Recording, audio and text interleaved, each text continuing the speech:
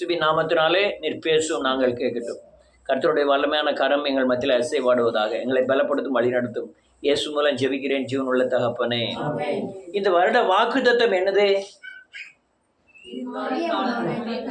கர்த்தரிடத்தில் வேண்டிக் கொள்ளுங்கள், அப்பொழுது கர்த்தர் மின்னல்களை உண்டாக்கி வயல்வெளிகளில் அவருக்கு பயிர் உண்டாக அவர்களுக்கு மழையை கட்டளையிடுவார். அல்லேலூயா. ரைட், போட்டு நன்றியோடு கூட துதிக்கிறேன் இயேசுவின் நாமத்தினாலே. இந்த பின்மாறி முன்மாரியை கொடுத்து நான் ஒரு மாதத்துக்கு முந்தி அந்த சத்தியத்தை பார்த்தோம். அதே வசனத்தை தான் இன்னைக்கு நான் போதிக்க போகிறேன். ஆனால் கொஞ்சம் வித்தியாசமானது. நன்றியோடு கூட துதிக்கிறேன். இந்த மழை எதுக்குன்னா, மண் கட்டியின் கீழ் இருக்கிற விதை மக்கி போனாலும் அதை உயிர்ப்பித்து வளர செய்கிறது மழை. அல்லேலூயா. அப்படியே செடியெல்லாம் தழுத்துரும். ஒரே நாள் மழையில் இந்த வெளியே இருக்கிற முருங்கை மரத்தில் உள்ள இந்த துளிர் விறுவிறுன்னு இவ்வளோ தூரம் வளர்ந்துட்டு, நீங்கள் தண்ணியை எவ்வளவு நாள் ஊற்றுனாலும் சரி அது வேகமாக வளர மாட்டேங்குது. மரங்களை பார்க்க ஒரே நாளில் பூ பூக்க ஆரம்பிக்கு, ஒரே நாளில் தொழில் முடிய ஆரம்பிக்கிறது. இதை பின்மாறி மழையை, இந்த பின்மாறி அபிஷேகத்தை, இந்த பின்மாறி ஆவியானுடைய கிரியைகளை இந்த கடைசி நாட்களிலே அவர்களுக்கு பயிர் உண்டாகி தேசத்திலே பயன்படத்தக்கதாய் தன் அபிஷேகத்தை அவர் ஊற்றப் போகிறார். அல்லேலூயா. முன்மாறி என்பது அல்லேலூயா பழைய ஏற்பாடு. முன்மாறி என்பது முன்மாறி பின்மாறினா நல்லா புரிஞ்சுக்கிடுங்க. வயலில் நடுவதற்கு முன்னால் மழை பெய்யாமல் ஒன்றுமே செய்ய முடியாது. அல்லேலூயா. மழை பெஞ்சி தர குளிர்ந்து அதில் உழுது நாத்துப்பாவி நட்டு அதுக்கு வரதுக்கு முன்மாறின்னு என்று பெயர். அல்லேலூயா. கருநடுவை தேர்ன பிறகு நாம் நன்றியோடு கூட துதிக்கிறோம். கருநடுவை தேர்ன பிறகு பால் அடைசி அது அரிசி ஆகும் வரை நமக்கு மழை தேவை. ஆமென். அரிசி ஆன பிறகு அந்த கதிர் தொங்காட்டம் விட்ட பிறகு மழை பெய்யக்கூடாது. அப்படிதானம்மா? அது ஏம்னா அந்த குருத்தை நொடிச்சு சாஞ்சிரும். அதனால இந்த கதிர் சாஞ்சிரும். அதனால மழை வேண்டாம். ஆமென். பின்மாறி எதுக்குன்னா, வளர்ந்த பயிர்கள், வளர்ந்த விசுவாசிகள், அல்லேலூயா, இரட்சிப்பை அடைந்தவர்கள், மனம் திரும்புதலை, பாவ மன்னிப்பை பெற்றவர்கள், அபிஷேகத்தை பெற்று வரங்களையும் வல்லமைகளும் பெற்று ஆண்டவருக்காக தேசத்தில் பயன்படுவதற்காக பின்மாறி. என்ன சொன்னேன்?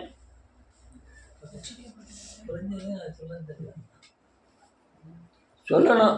அல்லேலூயா. பின்மாறி என்பது அல்லேலூயா நன்றியோடு கூட துதிக்கிற நடுவுக்கு பால் அடசு வரை உள்ள காரியத்துக்கு முன்மாறிய என்று பெயர். பால் அடசுவதற்காக பெய்கிற மழை பருவ அடுத்தால் அது அரிசி ஆகும் வரை நமக்கு மழை தேவை. அதுக்கு பின்மாறி என்று பெயர். ரட்சிக்கப்பட்டவர்கள், பாவ மன்னிப்பின் நிச்சயத்தை பெற்றவர்கள், மறுரூபமாக்கப்பட்டவர்கள், தேசத்திலே அல்லேலூயா வரங்களை பெற்று வல்லமைகளை பெற்று தேசத்தில் இயேசு கிறிஸ்துவுக்காய் பயன்படுவதற்காக ஊற்றப்படுகிற அபிஷேகம் பின்மாறி. உள்ள யாராவது சொல்லுங்களேன்.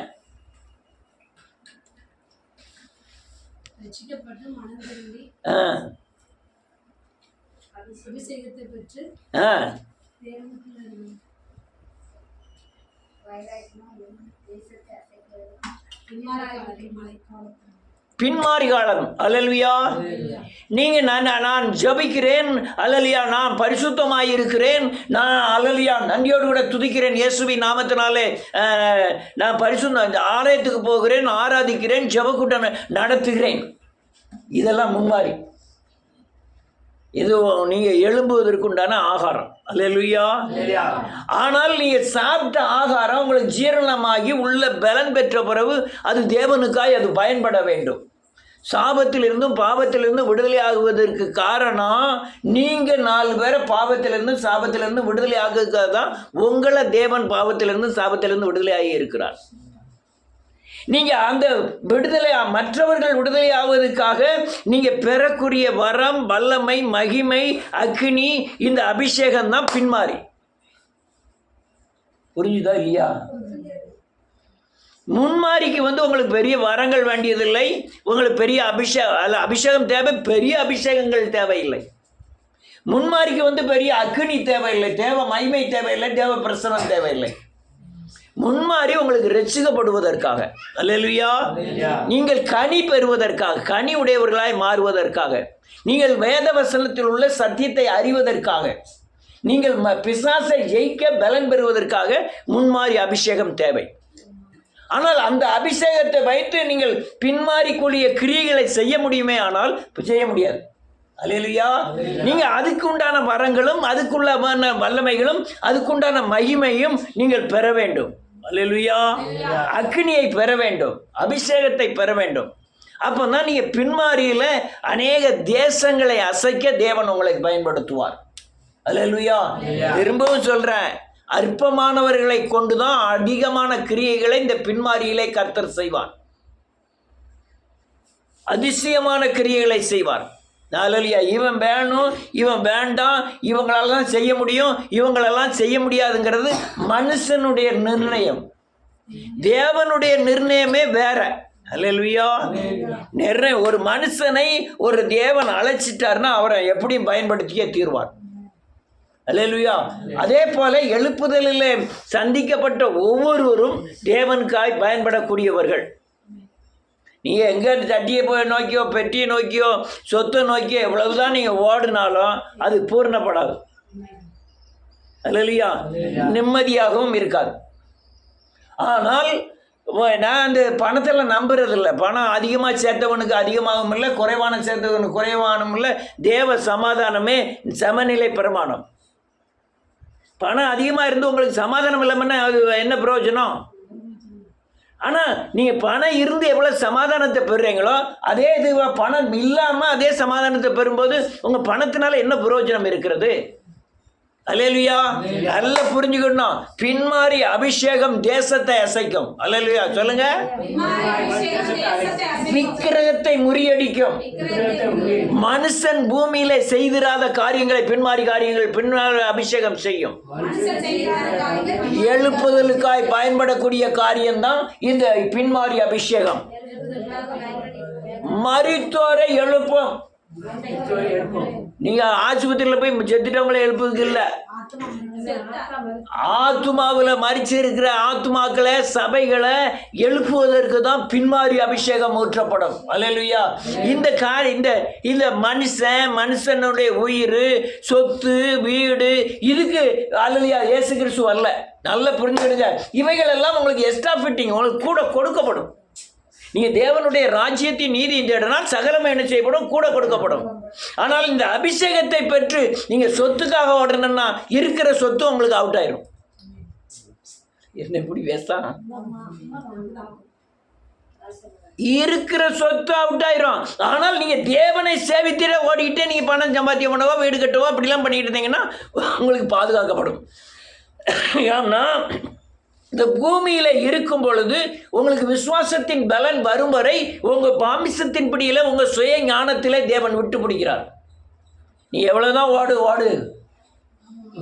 அல்லேலூயா. ஓடி போய் எவ்வளவு நாள் சம்பாத்தியம் பண்ண. ஆனா சமாதானம் தான் குறி. இந்த திரும்ப சொல்றேன், பணம் அல்ல, சமாதானம், விடுதலை. உங்க வீட்டில் அல்லேலூயா கணவனும் மனைவியும் ஜீவிக்கிறார்கள். சத்தியத்துக்கு மீறி யார் நடந்தாலும் அது அசுத்தாவியின் கிரியைகள்.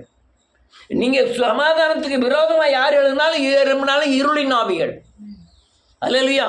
அதெல்லாம் உடைக்கிறதுக்கு தான் இந்த அல்லேலூயா கடைசி கால பின்மாரி அபிஷேகம். அது அக்னி அபிஷேகத்தின் அடையாளத்தோடு உடையது. சொல்லுங்க. பின்மாரி அபிஷேகம் அக்னி அபிஷேகத்தின் அடையாளத்தோடு உடையது. பின்மாரி அபிஷேகம் விக்கிரகத்தை முறியடிக்கும். பின்மாரி அபிஷேகம் ராஜாக்களுக்கு முன்பாக நிறுத்தும். பின்மாரி அபிஷேகம் தீவுகளை தேவனுக்குள்ளாக கொண்டு வரும். பைபிள்ல இருக்கா இல்லையா? பைபிள்ல இருக்கு. தீவுகளை தேவனுக்குள்ளாக கொண்டு வரும் இந்த பின்மாரி அபிஷேகம். மரித்தோர் அநேகரை எழுப்பும். அல்லேலூயா. அநேகர் மீட்கப்படுவார்கள் இந்த பின்மாரி அபிஷேகத்தினாலே. முன்மாறி அல்லேலூயா என்னை அறியாதுக்கு முந்தைய ஊற்றிட்டார் என் மேலே. அல்லேலூயா. எனக்கு தெரியாது, இயேசுவையும் தெரியாது, அவர் சிலுவை சுமந்ததும் தெரியாது, பைபிளையும் தெரியாது. எப்பவுமே என் தலையில் ஊற்றி எங்கள் அம்மா வயிற்றுக்குள்ளே இருக்கிறதுக்கு முந்தியே, எங்கள் அம்மாவுக்கு கல்யாணம் முடியறதுக்கு முந்தியே என்னைய தேவன் தெரிந்து கொண்டார். அல்லேலூயா. தேவன் தெரிஞ்சுக்கிட்டு நீ ஊழியம் செய்யணும், இவ்வளோ வருஷம் குவான்னு கத்தணுங்கிறதெல்லாம் அங்கே எழுதி வச்சுட்டாரு. அல்லேலூயா. அந்த குறிப்பிட்ட நாட்களில் பிறந்தேன். அதுக்கப்புறம் குறிப்பிட்ட வருடங்கள் வரையும் பிசாசின் பிடியிலே இருந்தேன். ஆனால் குறிப்பிட்ட நேரங்கள் வரும் பொழுது அந்த அபிஷேகத்தின் கிரியைகள் எனக்குள்ள, முன்மாறி அபிஷேகத்தின் கிரியைகள் எனக்கு வந்து என்னுடைய எண்ணங்கள், என்னுடைய புத்தி எல்லாமே பயங்கர ஒரு மாற்றத்தை கொடுத்தது. எனக்கு இயேசுக்கும் சம்மந்தமே கிடையாது. அல்லேலூயா. எனக்கும் இயேசுவுக்கும் சம்பந்தமே கிடையாது. நான் இயேசுவை குறித்து பயங்கரமாய் வெறுத்தவன். ஆனால் இந்த அபிஷேகம் என்னதான் செஞ்சதோ தெரியல, இவரை நோக்கி ஓடுவதற்கும், இவருக்காய் பிரயாசப்படுவதற்கும், இவர் மூலமாய் வருகிற அவமானத்தை ஏற்றுக்கொள்வதற்கும் இந்த அபிஷேகம் எனக்கு பேலன்ஸ் செய்தது. எவ்வளவோ அவமானங்கள், நிந்தைகளை ஏற்றுக்கொள்ள இந்த அபிஷேகம் எனக்கு பேலன்ஸ் செய்தது. ஏன் தான் நடந்ததுன்னு எனக்கே தெரியல. அல்லேலூயா. எல்லாரும் பணம் சம்பாதிக்க ஓடும்போது நான் தேவனுடைய ஊழியங்களுக்கு நேராக ஓடினேன். இது அந்த முன்மாறி அபிஷேகத்தின் அடையாளங்கள். அல்லேலூயா.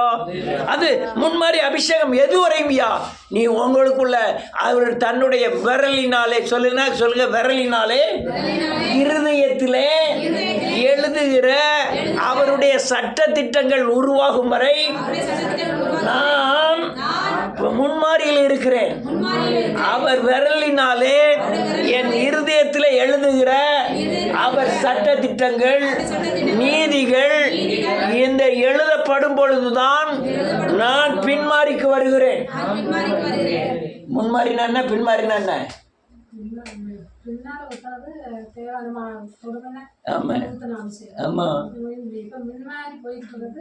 பின்மாறி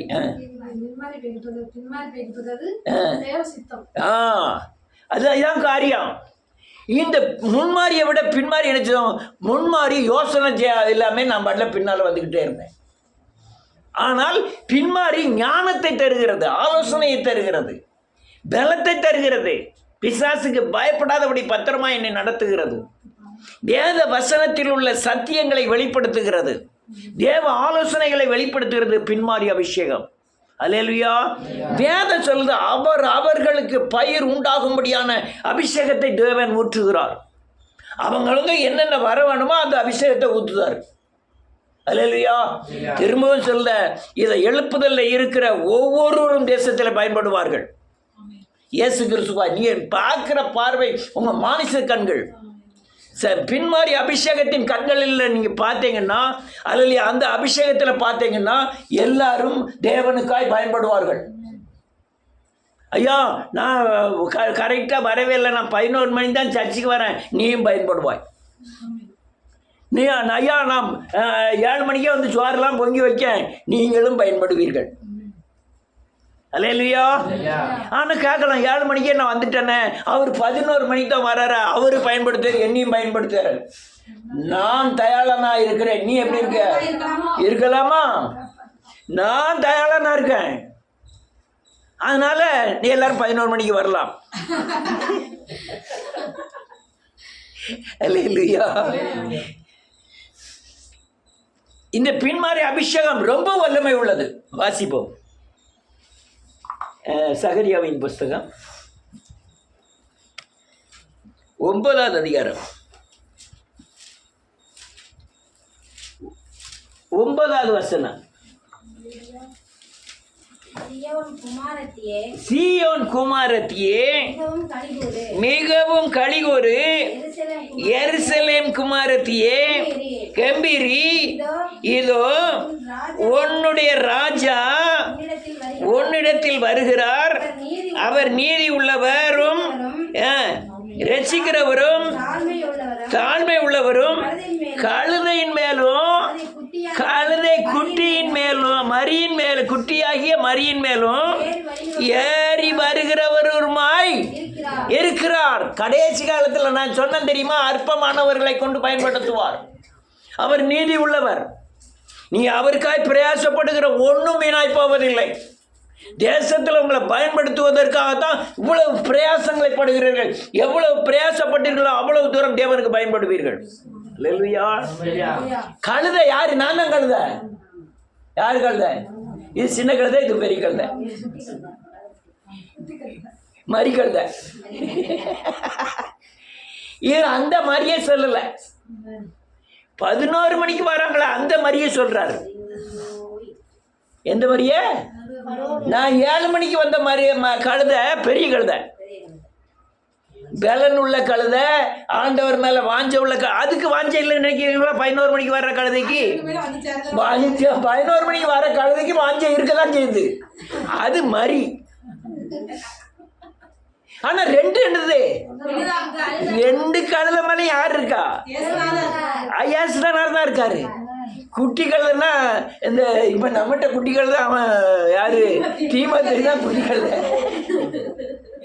அவர் அந்த கழுதையை சொல்லல, ஆவியில பலவீனமான கழுதைகளை சொல்லுகிறார்.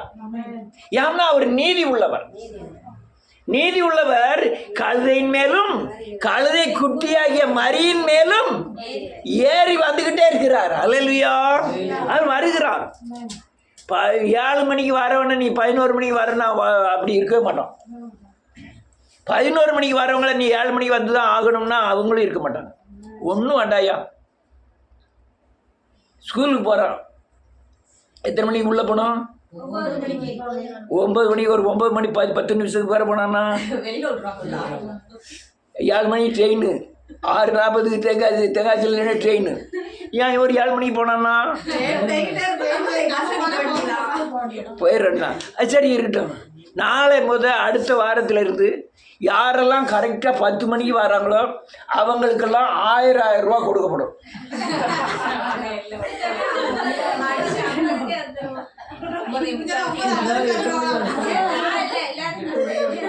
வரும்போது யோசுவா சொல்லுமா, ஏம்மா பாத்ரூம் போனோம், இல்லை பாத்ரூம்ல அங்கே போய்விடுது, முதல்ல கிளம்பு. பாத்ரூம்ல அங்க போய்கிடுது, முதல்ல கிளம்பு. அல்லேலூயா. இப்போ என்ன பிரச்சனைனா, எனக்கு இந்த 1000 ரூபாய் பெருசா தெரியுது, 1000 ரூபாய் கண்ணுக்கு முன்னால தெரியுது. இயேசுநாதருடைய கிரியை எனக்கு தெரிய மாட்டேங்குது. இயேசுநாதர் எவ்வளவு மகத்துவம் உள்ளவர் என்ன ஏதுன்னு தெரியும். ஆனால் உங்களை பயன்படுத்த மாட்டாருன்னு சொல்லல. எனக்கு என்ன கிரியை செய்யறாரு அதே காரியம் தான் உங்களுக்கு செய்யறாரு. அதனாலதான் நீங்க 11 மணிக்கெல்லாம் வந்து விழுறீங்க. நீங்க மாடு பத்திட்டு போகும்போது பாத்தீங்கன்னா ஒரு நொண்டி மாடு இருக்கும், ஒரு கரட்டு மாடு. மற்ற மாடு பூரா நல்ல கொஞ்சம் விறுவிறு நடக்க மாடுலாம் முன்ன போகும். இந்த கரட்டு மாடு மாத்திரம் ஒரு ஒரு ஒரு அரை பேரெலாம் அந்த சைடு வந்துக்கிட்டு இருக்கும். அதை கண்டுக்கிட்டதே கிடையாது யாரு? பத்திட்டு போறவர். அதை பின்னால் இதெல்லாம் அடிச்சு விரட்டி பத்துவார். போயின்னு பற்றி அங்கே போனதுல கள்ளங்குண்டு எரிஞ்சு அடிச்சு நேரம் கொண்டு அந்த பின்னால் வர மாட்டுக்குல்ல, அது பாட்டில் பைய ஆடி அசைந்து வரும். என்ன மழை பெஞ்சாலும் பையாக தான் வரும், என்ன வெயில் அடித்தாலும் பைய தான் வரும். அதை கண்டுக்கிட போகிறதே இல்லை. ஆனால் உள்ளல போய் உழல போடுறது அது வந்த பிறகு தான். உழலன்னா தெரியுதா?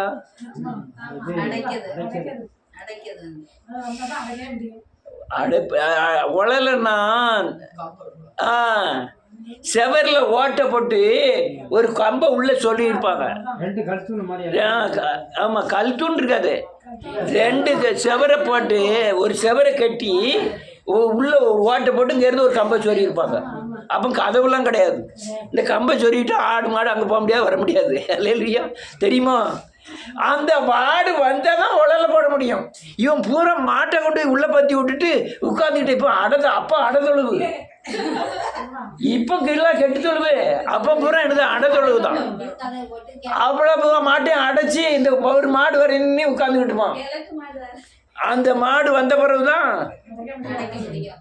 அவன் சொல்லுவான். அவன் 11 மணிக்கு வர்றது சொல்லும். நீ எவ்வளவுதான் 7 மணிக்கு வந்தான்னா நான் வந்த பிறகு தானே ஆராதனையே நடக்க போகுது. அல்லேலூயா, அல்லேலூயா. அதனால அந்த அல்லேலூயா மரியாகிய கழுதையின் மேலும் இயேசு வருகிறார். கழுதையின் பெரிய கழுதை மேல இயேசு வருகிறார். ஆம்னா அவர் நீதி உள்ளவரும் கிருபை உள்ளவருமாய் இருக்கிறார். அல்லேலூயா. பின்மாரி காலத்து மலையில அந்த கடைசியில் வர்ற நொண்டி மாட்டையும் சேர்த்து தான் இந்த தேசத்தில் பயன்படுத்துவார். ஆமென். இன்னும் சொல்ல போனா அந்த அந்த கடைசியில் வர்ற மாடு இருக்குல்ல, அந்த மாடு இருக்குல்ல, அது நினச்சிக்கிட்டே வரும், ஐயோ என்னால் சீக்கிரம் என்ன செய்ய முடியல, நடக்க முடியல, வர முடியலையே, இவங்க போய் சீக்கிரம் வைக்கல தின்றுதாங்க, கழனி அப்புறம் அவங்க குடிச்சிடுவாங்க, நமக்கு இல்லை, அது நினச்சி சங்கடப்பட்டு தான் வரும். அதெல்லாம் இல்லை, என்னச்சு முடியல, நடக்க முடியல. ஆமென். இப்போ 11 மணிக்கு வரவங்களும் என்ன நினைக்காங்க, காலை எடுத்து வைக்க முடியலையே, நடக்க முடியலையே. ரைட், போகட்டும். அடுத்த வசனம் 10வது வசனம் என்ன சொல்லுது, கொஞ்சம் வேகமா. ஆமென். ரதங்களையும் ஆமென் ஆற்று போக பண்ணுவேன். ஆமென் ஆமென் ஆமென். நல்ல காலங்க, எங்க பார்த்தாலும் சண்டை தான்.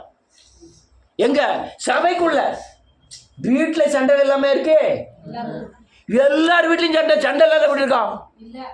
ஒன்னே தான் கேட்க, சண்டை இல்லாத வீடு இருக்கா? எல்லார் வீட்லையும் பிரச்சனை, எல்லார் வீட்லையும் சண்டை, எங்க பார்த்தாலும் சண்டை. ஆனா இந்த சண்டைகள் முந்திலாம் கிடையாது. இப்போ இப்போ இப்போ நான் பாத்திரம் தேய்ப்பேன், அதுக்கு சம்பளம் கொடுக்காங்க. வீட்டம்மா புள்ள வளர்க்க, பிள்ளைய நான் குளிப்பாட்டு தான், பள்ளிக்கூடத்துக்கு அனுப்புதான், உனக்கும் தான் பிள்ளை, எனக்கு தான் பிள்ளை. நான் பாத்திரம் தைக்கேன், நான் அப்படி சொல்லி கொடுத்துட்டேன். நான் அவ்வளோ வேலை செய்தேன். நீர் உழைக்கன்னு சொல்லிட்டு வந்து தட்டை மாத்திரம் முன்ன வச்சுட்டு உட்காந்துட்டு இருக்காரு. நான் தான் பாத்திரம் தேய்க்கிறதுக்கு நீர் என்ன தரணும், மாசம் அவ்வளோ ஒன்று சம்பளத்தை ஒதுக்கிடணும். இல்லையா?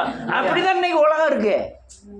எங்க பார்த்தாலும் பிரச்சனை இல்லாத வீடுகளே கிடையாது, பிரச்சனை இல்லாத நாடு கிடையாது, பிரச்சனை இல்லாத குடும்பங்கள் கிடையாது. எல்லா குடும்பத்திலையும் பிரச்சனை. ஒரே ஒரு வழி, ஆவிக்குரிய முறையில் உங்க நாவை அடக்குனீங்கன்னா உங்களுக்கு பிரச்சனையே கிடையாது. அல்லேலூயா. வேதம் சொல்லுது, எருசலேமிலையும் எப்ராயிமின் ரதங்களையும் எருசலேமில் நின்று குதிரைகளையும் அற்று போக பண்ணுவேன், யுத்த வில்லும் இல்லாமல் போகும். அவர் ஜாதிகளுக்கு என்ன கூறுவாராம், எழுப்புதல் வந்துட்டுனா எல்லா தேசத்திலையும் சமாதானம் உண்டாயிரும், எல்லா வீட்லையும் சமாதானம் உண்டாயிரும். யான்னு கேட்டா எல்லாரும் யாருக்கு பயப்படுவாங்க, பைபிள்ல உள்ள வசனத்துக்கும் தேவனுக்கும் பயப்பட ஆரம்பிப்பார்கள். அப்ப இப்போ பயம் இல்லையா? இப்போ பயம் இல்லை. அல்லேலூயா. அப்போ கிரியைகள் அதிகமாக இருக்கும். இப்போ கிரியைகள் கண்ணுக்கு தெரியல. இப்போ கிரியை, நான் ரசிக்கப்பட்டிருக்கதே பெரிய கிரியை. எனக்குள்ள ஆத்துமாக்குள்ள செய்கிற காரியங்கள் பயங்கரமானவைகள், என்னால் விளக்க முடியல. ஆனால் அப்போ உள்ள காரியங்களை பின்மாறி ஊற்றப்படும் போது நான் அதுக்கெல்லாம் பயப்படுவேன். வேதவசனத்துக்கு பயப்படுவேன், சிலுவைக்கு பயப்படுவேன், அனுதினம் நான் மனம் திரும்புவேன். ஆமென். அனுதினம் மனம் திரும்புவேன். அடுத்த நிலை இருக்கு, அவருடைய ஆளுகை ஒரு சமுத்திரம் தொடங்கி மறு சமுத்திரம் வரைக்கும் நதி தொடங்கி ஆமென் பூமியின் எல்லை பரியந்தம் செல்லும். எல்லைகள் பரியந்தமும் அவருடைய ஆளுகை செல்லும்.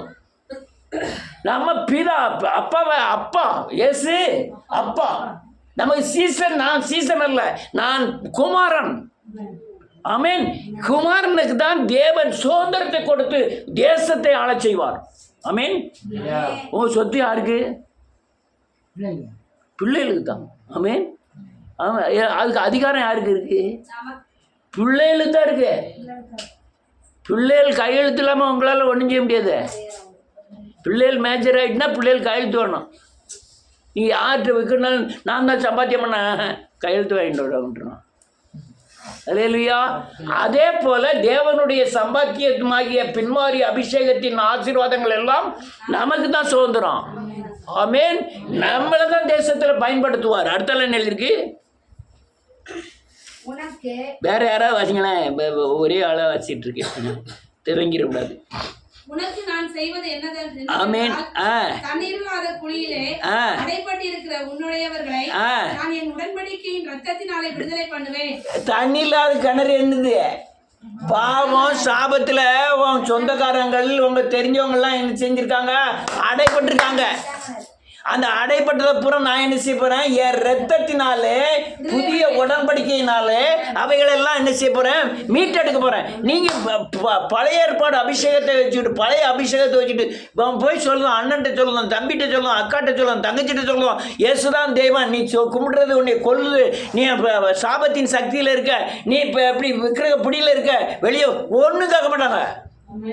ஆனால் பின்மாறி அபிஷேகம் ஊற்றப்பட்டுன்னா உங்க மேல இருந்து வெளிப்படுவது நீங்கள் அல்ல, பிதாவின் ஆவியானவர். பேசுகிறவர்கள் பிதாவின் ஆவியானவர். அப்பம் பயப்படுவாங்க. அல்லேலூயா. என்ன பார்க்க மாட்டாங்க. நான் அல்ல, யார் வாழ்ந்தாலும் எனக்குள்ள கிறிஸ்து இருக்கிறார். அல்லேலூயா. நான்கிறவன் மரித்து போனேன், கிறிஸ்து எனக்குள்ள இருக்கார், பின்மாறியில. அல்லேலூயா. அடுத்தால எழுதிருக்கு, வாசிங்க. நம்பிக்கையுடைய சிறைகளே நல்ல காலங்க. நம்பிக்கையுடைய சிறைகளே அரணுக்கு. எது நம்பிக்கை? வாசிக்கலாம். 1 பேதுருவின் புத்தகம் 1வது அதிகாரம் 14வது வசனம், இல்ல 4வது வசனம். அவர் இயேசு கிறிஸ்து மரித்தோரிலிருந்து எழுந்ததினாலே அழியாததும் மாசற்றதும் வாடாதுமாகிய சுதந்திரத்துக்கு ஏதுவாக உண்டாகும்படி இரக்கத்தின்படியே அல்லேலூயா அவருடைய மறுபடியும் நம்மை ஜெனிப்பித்திருக்கிறார். மறுபடி பிறந்திருக்கீங்களா? யாரெல்லாம் மறுபடி பிறந்திருக்கா? எல்லாரும் பிறந்திருக்கிறாருங்கிற நம்பிக்கை தான் நமக்கு பெரிய நம்பிக்கை. என்ன நம்பிக்கை? என்ன பெரிய? நான் இயேசு கிறிஸ்துக்குள்ள புதுசா பிறந்திருக்கோம்யா. பழைய அல்லையா ஜாதியின் குணங்கள், பழைய மனுஷ சுவாபங்கள் எல்லாம் என்னை விட்டு என்ன செய்யிட்டு போயிட்டு நான் மறுபடி பிறந்திருக்கிற நம்பிக்கை தான் எனக்கு தேவனுடைய சுதந்திரத்தை சுதந்திரித்துக் கொள்ள எனக்கு விசுவாசம் உண்டாகும், நம்பிக்கை உண்டாகும். அல்லேலூயா. நான் கிறிஸ்துவின் இரத்தத்தினாலே மரித்தோரிலிருந்து எழும்பினதினாலே நான் பாவ மன்னிப்பு நிச்சயத்தை பெற்று கிறிஸ்துவுக்குள்ளாக வசனத்தின் அடிப்படையில் மறுபடி பிறந்திருக்கிறேன், மறுபடி ஜெனிப்பிக்கப்பட்டிருக்கிறேன், புதிய மனுஷனாய் பிறந்திருக்கிறேன். இதுதான் நான் தேவனுக்குள்ள இருக்கிறேங்கிற நம்பிக்கை. இதுதான் நான் சிறையிலிருந்து வெளிவந்தேங்கிற நம்பிக்கை. என்ன நம்பிக்கை? எந்த சிறையிலிருந்து வெளியே வந்திருக்கீங்க? சிறை, விக்கிரகத்தின் பிடியில் உள்ள சிறை, மாம்ச சிறைகள், உலக சிறைகள், இதுல இருந்து நான் வெளியே வந்திருக்கேன்னு அர்த்தம். அல்லேலூயா. அந்த நம்பிக்கை எனக்குள்ள இருக்கு. அடுத்தால நம்பிக்கை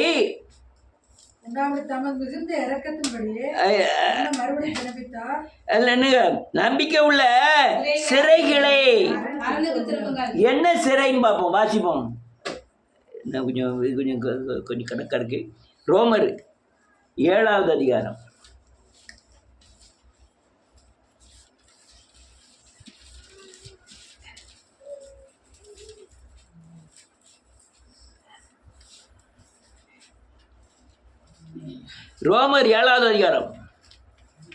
18வது வசனத்திலிருந்து.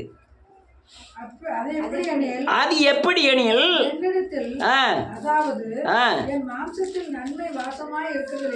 ஒரு நிமிஷம், நம்ம என்னத்தை வாசிக்கிறோம்? சிறைப்பட்டு இருக்கிறோங்கிறத வாசிக்கிறோம். நான் ஆண்டவருக்குள்ள வந்துட்டேன், ஆனாலும் நான் எப்படி இருக்கேன்? சிறைப்பட்டு இருக்கிறேன். எப்படி சிறைப்பட்டிருக்கேங்கிறது தான் அந்த வசனம். அறிந்திருக்கிறேன், என்னிடத்தில் இருக்கிறது. எது என்னையா? பாவம்னு செய்து தெரியுது, ஆனா நான் பாவத்தை செய்து கொண்டிருக்கிறேன். பார்க்க கூடாதுன்னு தெரியுது, ஆனால் நான் என்ன செஞ்சிட்டு இருக்கேன்? பார்த்து கொண்டிருக்கிறேன். பணத்தின் மேல அல்ல இச்சை வைக்க கூடாதுன்னு தெரியுது, ஆனா நான் பணத்தின் மேல இச்சையை வைக்கிறேன். அடுத்தால எதுக்கு அப்படி என்ன எழுதிருக்கு பாருங்க. அதான் சிறை. 19. ஆதலால் நான் விரும்புகிற நன்மையை செய்யாமல் விரும்பாத ஒரு தீமையை செய்து கொண்டிருக்கிறேன். நான் விரும்புத பொய் சொல்லக்கூடாதுன்னு, ஆனா நான் பொய் சொல்றேன். அது விரும்பாத தீமை. ஆமென். நான் விரும்புகிற நன்மை உண்மை, நான் செய்யறது தீமை, பொய் பேசுறேன். அடுத்தல அந்தபடி விரும்பாத நான் செய்தால் நான் அல்ல, எனக்குள்ளே வாசமாய் இருக்கிற பாவமே அப்படி செய்கிறது. இதுதான் எஸ் சார. எனக்குள்ள ஒரு இருள் இருக்கு, எனக்குள்ள ஒரு பிசாசின் கிரியை, அதான் பாவம். அது நான் விரும்புறது, நான் கண்ணீர் விட்டு அழுது மனம் திரும்பிடுறேன். ஆனால் அடுத்தால போய் அதே தான் நான் என்ன செஞ்சுட்டு இருக்கேன். யான்னு கேட்டால் அது என்னை சிறையாக்குகிறது, என் எண்ணத்தை சிறையாக்குகிறது, என் நடக்கைகளை சிறையாக்குகிறது. அல்லேலூயா. நாம் மறைமுகமாய் செய்யணும். என் இருதயத்துக்குள்ள செய்கிற காரியம் யாருக்குமே தெரியாது, தெரியுமா? என் இருதயத்தில் செய்கிற காரியம் யாருக்குமே செய்யாது. உங்கள் இருதயத்தில் செய்கிற காரியம் யாருக்குமே தெரியாது, தேவனுக்கு மட்டும் தெரியும். ஆனால் அது சிறையாக்குகிறது. எனக்கு தெரியுது தவறுன்னு. நம்ம இந்த அவர்கிட்ட கேட்டால் போதும், ஏன் தண்ணி, நான் தண்ணி அடிக்க கூடாதுன்னு நினைக்கிறேன். ஐயா நான் வெறுக்கிறேன், பொண்டாட்டி பிள்ளைலாம் என்னை வெறுக்குன்னு தெரியுது, எங்கள் அப்பா அம்மா வெறுக்காங்கன்னு தெரியுது. ஆனால் என்னை தண்ணி அடியிலேருந்து என்னால் முடியல. ஏன்னா அவர் செய்யலை. அவருக்கு இருக்க பாவத்தை பிசாசு பயன்படுத்தி அவரை தூண்டுதான். நம்ம அவரை எதிர்க்கிறோம். யார? மனுஷனை எதிர்க்கிறோம். அடுத்த நிலை இருக்கு ஆசிங்க. விரும்புகிற நான் 10 நன்மை செய்யறையா, ஒரே ஒரு தீமை செய்தேன், விரும்பாத தீமை செய்து கொண்டு இருக்கிறேன். ஜோசுவாக்கு நல்ல இலை போட்டு அவியல், பொரியல், கிச்சடி, பச்சடி, பாயாசம், சோறு, உனக்கு ஒன்று கொஞ்சம் போல் கோழி எச்சம்,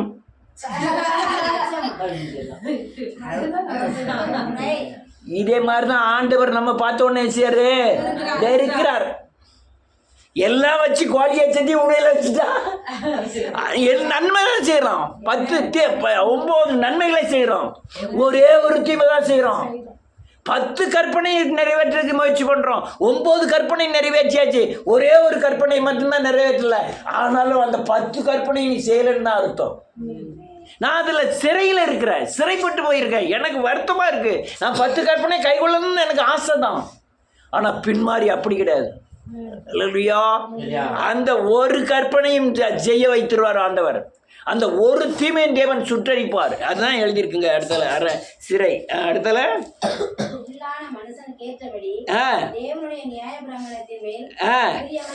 உள்ளான மனுஷனுடைய தேவனுடைய நியாயப்பிரமாணத்துக்கு நான் பிரியமா இருக்கிறேன்.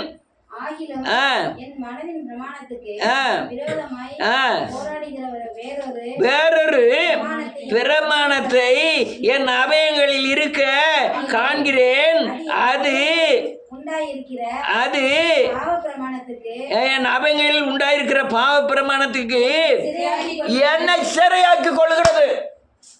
எல்லா உறுப்பும் சரியானபடி தேவனுடைய வசனத்துக்குள்ள தேவனுக்குள்ள இருக்கு. ஆனா ஒரே ஒரு உறுப்பு மட்டும் இருக்க. அல்லேலூயா. ஆண்டவர் அழகா சொன்னார், 2 கால் உடையவனாய் நீ நரகத்திலே பிரவேசிப்பதை பார்க்கிறோம். ஒற்றை காலை எடுக்க சொல்லல, அந்த கிரியைகளை அழிச்சிருங்காரு. நீ அதனால வர்ற நன்மை ஒன்று நரகத்துக்கு கொண்டு போயிடும். கால்லாம் காலை உடனே துண்டை வெட்டி எடுக்கணும்னு சொல்லலை. அந்த கிரியைகளை நீ துண்டை வெட்டி எடுத்துருங்க. ஆண்டவர் வெட்டு குத்துக்கெல்லாம் சம்மதிக்கிறவர் அல்ல. கண்ணை தோண்டுறது, காலை வெட்டுறது, கையை வெட்டுறதுலாம் அவருடைய வேலையே கிடையாது. அந்த கிரியைகள் உள்ளான மனுஷனை குறித்து தான் பேசிக்கிட்டு இருக்கா. அது செஞ்சதுன்னா அதுலேருந்து தூரம் எடுத்துறியா, அது சிறையாக்குது உன்னைய. அல்லேலூயா. சிறையாக்குது. உனக்கு கிடைக்கிற அந்த பயங்கரமான விடுதலை அது தடுக்கு. அடுத்தால என்ன எழுதிருக்கு?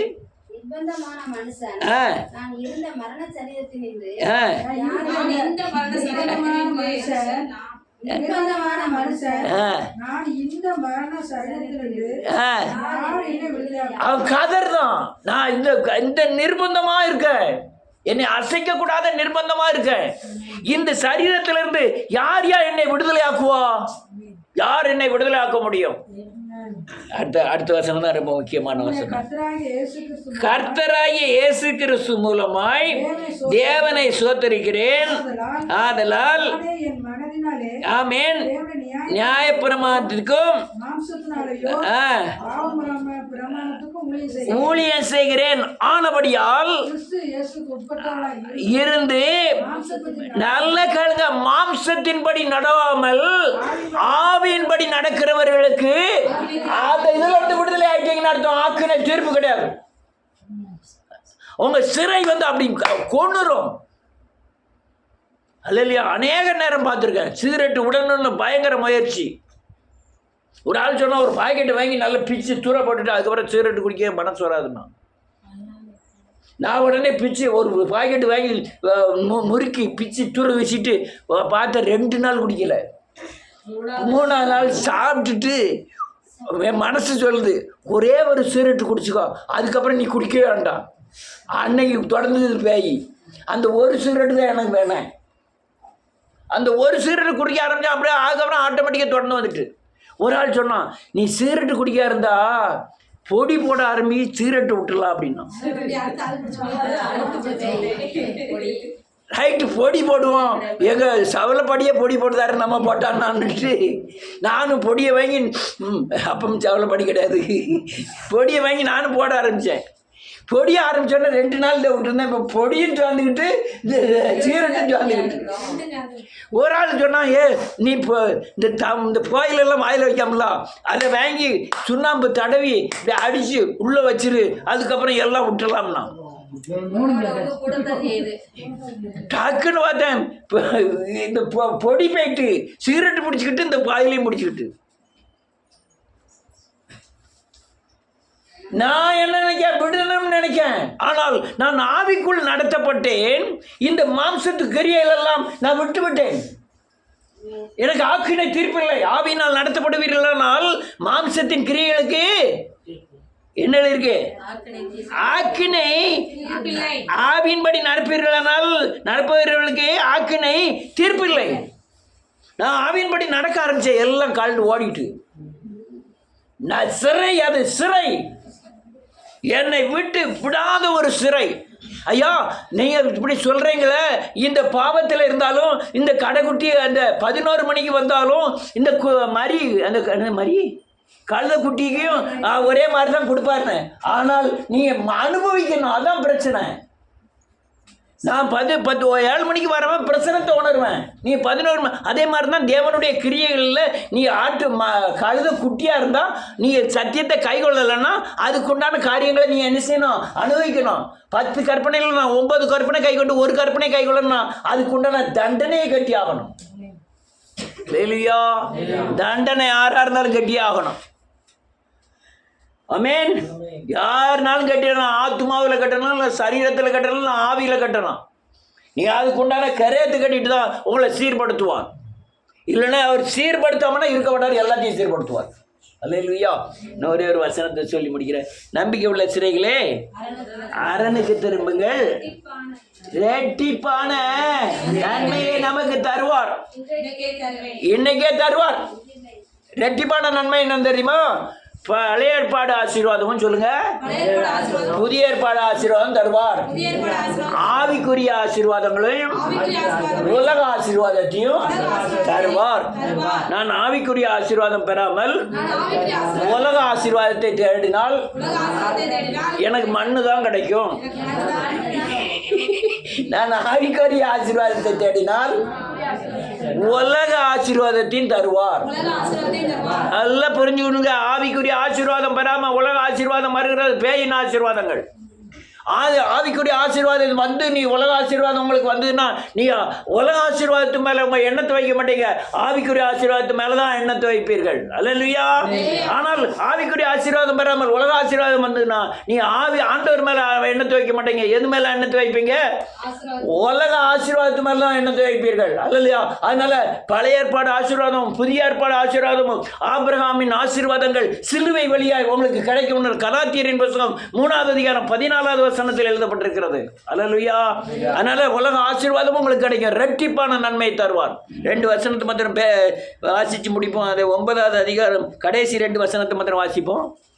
அந்நாளில் அவருடனே தேவனாய கர்த்தர் அவருடைய ஜனமான அந்நாளில் அவருடைய தேவனாய கர்த்தர் நம்முடைய ஜனமான மந்தையாகிய அவர்களை ரட்சிப்பார். அவர்கள் அவருடைய தேசத்தில் ஏற்றப்பட்ட கொடிகளின் கிரீடத்தில் பதித்திருப்பார்கள். நல்ல காலங்க வேதம் தெளிவாய் சொல்லுது, தன்னுடைய ஜனங்களை இந்த கடைசி கால பின்மாறி அபிஷேகத்தை ஊற்றின உடனே உங்களுக்கு தேசத்து கொடிகள்ல உங்களுடைய கிரீடம் தருவிக்கப்பட்டிருக்கும்னு அர்த்தம் என்னன்னா, நீங்கள் கிறிஸ்தவர்கள் என்றும் உங்களுக்குள்ள கிறிஸ்து இருக்கிறார் என்பதை இந்த தேசம் அறிந்து கொள்ளும். அல்லேலூயா. போலீஸுக்கு எதுக்கு பயப்படுறீங்க? அவன் ஒரு ட்ரெஸ் போட்டிருக்கான், ட்ரெஸ் போட்டு ஒரு கேப் வச்சிருக்கான், தொப்பி.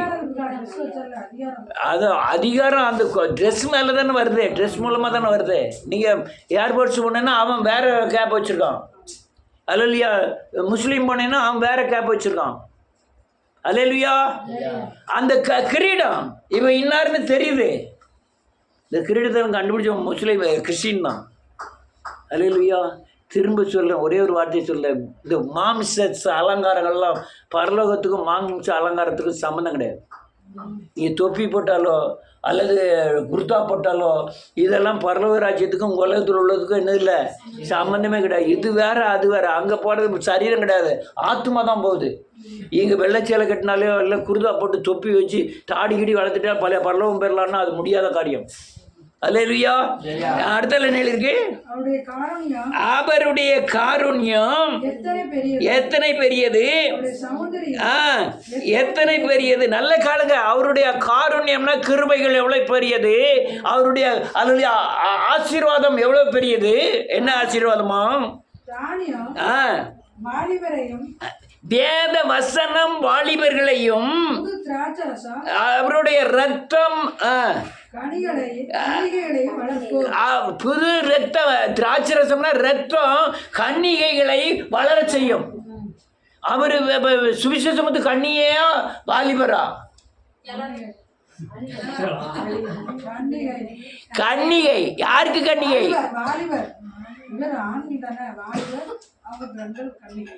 எல்லாருமே கன்னிகை. மணவாளன் யாரு? இயேசு கிறிஸ்து. அல்லேலூயா. கன்னிகையா? வாலிபன் யாருன்னா அல்லேலூயா முன்மாறி. என்னது? முன்மாறி. பின்மாறி யாரு? கன்னிகை.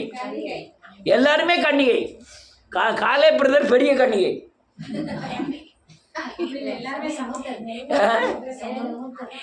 மூப்பர் வந்து பெரிய கன்னிகை, இது குட்டி கன்னிகை. எல்லாருமே என்னது? கன்னிகைகள். யாரும் ஆத்மா மணவாளன் யாரு? சரீரம் இல்ல, ஆத்மா மணவாளன் அவர் இயேசு கிறிஸ்து. வாலிபர்னா யாரு? அது முன்மாறி. அபிஷேகத்துக்கு வேத வசனம் தேவை. கன்னிகளுக்கு என்ன தேவை? திராட்சரசமாகிய ரத்தம் தேவை. என்ன தேவை? என் கன்னிகை கற்பை காத்து கொள்ளணும்னா எனக்கு என்ன தேவை? ரத்தம். என்ன? பரிசுத்தமாக்குதல் தேவை. ரத்தம் தேவை. திராட்சரசம் ரத்தம் தேவை. கன்னியாக இருக்கணும்னா என்ன தேவை? ரத்தம் தேவை. அல்லேலூயா. வாலிபன் தேரணும் என்ன தேவை? வசனம் தேவை. அல்லேலூயா. வாலிபம் முன்மாறி. ரசம் அல்லேலூயா. கன்னியை எழுது பின்மாறி. பின்மாறி மனம் திரும்பி என் கற்பை என்ன செய்யணும்? காப்பாற்றணும். கற்புன்னா என்னது? பாவம். பாவம் செய்யாமல் நம்ம காத்துக்கிட்டது என்னது? மனம் திரும்பி இயேசுவின் ரத்தத்தினாலே கழுவப்பட வேண்டும். இப்படி இருந்தால் இதுதான் முன்மாறி பின்மாறி அபிஷேகத்துக்காக நீங்கள் என்ன செய்யணுமா? வாசிக்கலாம் அந்த வசனத்தை 10:1. பின்மாறி காலத்து மழையை புது திராட்சை ரசம் தான் முன்மாறி.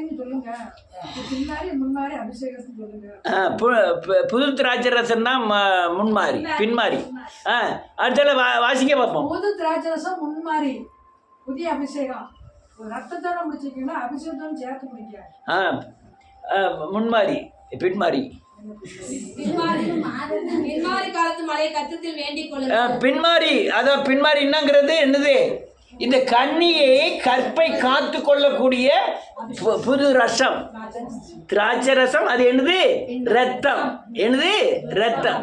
அந்த ரத்தம் நம்ம கற்பை காத்துக்கொள்ளும். அந்த பின்மாறி மலைக்காக நீ யார்கிட்ட வாங்கிட்டிக்கணுமா? கர்த்தரிடத்துல அந்த அந்த மனஸ்தாபத்தை எனக்கு தாருங்க ஆண்டவரே. நான் பாவம் செய்தா எனக்கு உணர்த்துங்க ஆண்டவரே. ஒவ்வொரு நாளும் என்னை என்ன செய்யும்? கழுவி இயேசுவை போல என்னை என்ன செய்ய மாற்றிக்கிடும். நான் என் கற்பை என்ன செய்யணும்? காத்துக்கிடணும். நான் பரிசுத்தமா இருக்கணுங்கிறத அவர்கிட்ட வேண்டிக் கொள்ளுங்க. அப்ப என்ன செய்வாராம்? அப்பொழுது கர்த்தர் மின்னல்களை மின்னல்கள்னா என்ன அர்த்தம்? இயேசுவின் வருகை எப்படி இருக்குமா? கிழக்கிலிருந்து மேற்கு தோன்றுகிறது போல மின்னலை போல இருக்குமா. இயேசு எப்படி உங்களுக்குள்ள வந்து கிரியை செய்வாரான்னு தெரியாது, அந்த அளவுக்கு வந்து கிரியை செய்வாராம். வயல்வெளிகளில் உண்டாகி மின்னல்களை உண்டாக்கி வயல்வெளிகளில் அவரவருக்கு பயிர் உண்டாக அவர்களுக்கு மழையை கட்டளை. அவங்களுக்கு பயிர் உண்டாகணும். அல்லையா? நீங்க கோதுமை மணி கோதுமை நிலத்தில் விழுந்து செத்தால் ஒழிய பலன் தராது. அது செத்தது ஆகில் மிகுந்த பலனை தரும். ஒரே ஒரு நெல் தான். நீங்க இந்த நெல் எத்தனை நெல் முளைக்கும்? அவ்வளவு நெல்லை முளைக்கணுங்கிறதுக்காக இந்த அபிஷேகம் தேவை. அல்லையா? மின்னல் மேலே இயேசு கிறிஸ்து வந்து உங்களுக்குள்ள கிரியை செய்து இந்த பின்மாறி அபிஷேகத்தை ஊற்றி உங்களுக்கு முன்மாறி அபிஷேகத்தை பின்மாறி அபிஷேகத்தை ஊற்றி முன்மாறி அபிஷேகம் முடிஞ்சு போச்சு. பின்மாறி அபிஷேகத்தை உங்களுக்கு ஊற்றி கன்னியை கற்புள்ளவராய் மாற்றி உங்களுக்குள்ள வரங்களையும் வல்லமையும் தந்து உங்களுக்கு பயிர் உண்டாக செய்து நீங்கள் அநேக விளைச்சல்களை உண்டாக்குவீர்கள். ஒரு நெல் போட்டால் எவ்வளோ வரும்? அப்போ ஒரு ஆளுக்குள்ள அபிஷேகம் வெளிப்பட்டுனா எவ்வளவு பேரை சந்திப்பாங்க? அது எவ்வளவு பேரை சந்திக்கும்? இதுதான் இந்த கடைசி கால எழுப்புதல் அபிஷேகத்தின் அடையாளங்கள். கர்த்தர் உங்களை ஆசீர்வதிப்பாராக. ஜெபம் பண்ணுவோம்.